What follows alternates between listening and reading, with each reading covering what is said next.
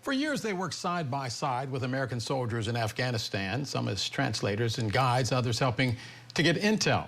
Now, for that dangerous work against the Taliban, they were promised a path to freedom in this country, in the United States.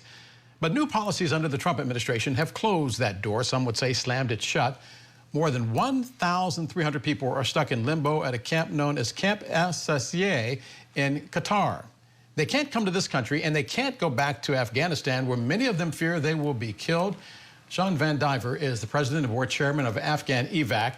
It is a bipartisan aid group that is working to make sure this country keeps its promise to those who risk their lives helping the military. And Sean, first of all, describe how these people now live in a desert no man's land. I butchered the name, but that's where they are in Qatar.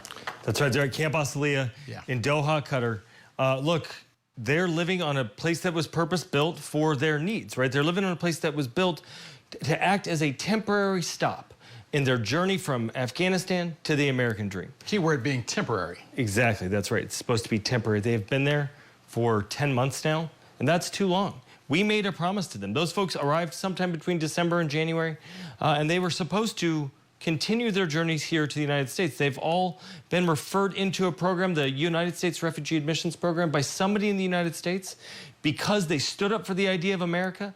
They believed in the idea of America. They fought for our ideals. And we made a promise to them that if they did that, we'd stand with them. And we haven't kept our promise yet. So who broke the promise?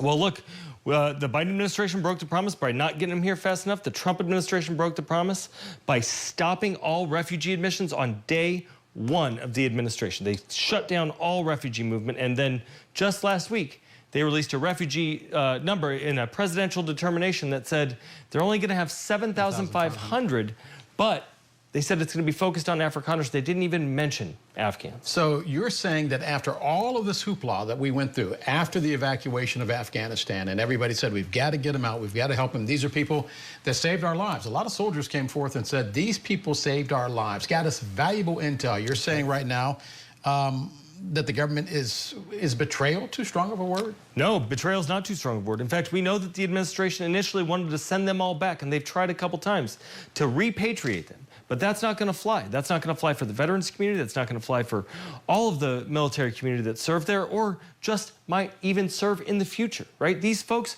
are not just interpreters and translators who served alongside us. These are lawyers and prosecutors who put the Taliban in jail. These are female tactical platoon commanders, special forces who, if they got sent back, they'd be imprisoned, raped, and murdered. And they're also family of active duty United States military service members.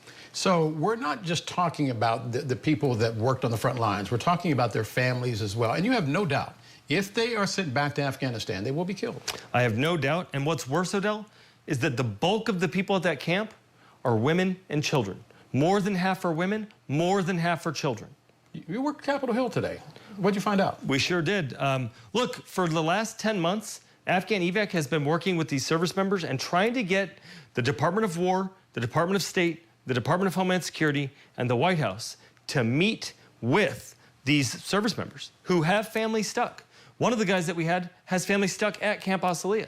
The others are one of the 3,000 family members that are stuck in Afghanistan or Pakistan or elsewhere around the world. And look, we started the day with Senator Chris Coons from Delaware, who's been a longtime advocate for Afghan allies. And he's an incredible bipartisan force in the Senate. And he went around the Hill today working to get Republicans and other Democrats to talk to us and meet with these allies. And look, what we heard was universal.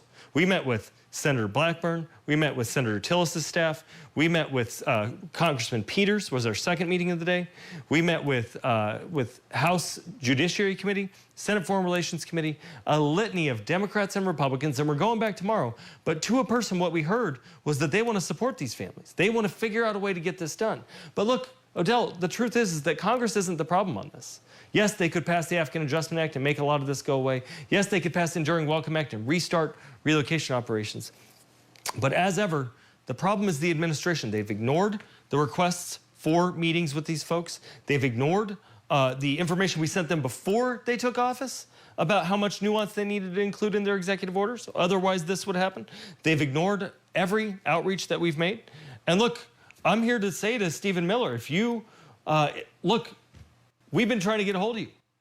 Pick up the phone, man. These people want to talk to you. The people that serve in uniform, in our military, want to talk to you. They want to tell you about their family members who you're sentencing to death because you won't let them come here. After the United States government flew them from Afghanistan to a third country, told them to sell all their belongings, made a promise that they would get their shot at the American dream. Sean, you must have a gut feeling as to why these Afghan refugees are being basically hostage in a third world country, not a third world country because Qatar is not, but in a third country. Well, I think it's stubbornness, right? I think that we understand that... Is that it? Is it stubborn? I mean, it's we stubborn. solved some big problems in this country. It's stubborn or it's racism, right? Like, I don't know why Stephen Miller doesn't like Afghans, but we know he doesn't like Afghans. We know that other people in government, in the State Department and elsewhere, would like to see this continue happening. But what we keep seeing is groups like, groups that are staunchly anti-immigrant are saying, we don't want anybody here, and Stephen Miller's saying, okay, nobody comes. Except for white South Africans, Afrikaners, who don't even seem to want to come here. One of the farmers wanted to go back because he didn't have a housemaid. I saw that in the Washington Post recently. Is there a bigger issue here, which is that for centuries, the United States has been known as a country that lived up to its word. If you had the word of the United States government, if you had the word from the President of the United States, Secretary of State, et cetera, it was as good as gold. And expanded administrations. And expanded, exactly. Is this something now that is bigger than one administration versus another administration? Is this the good faith credit of the United States on the line?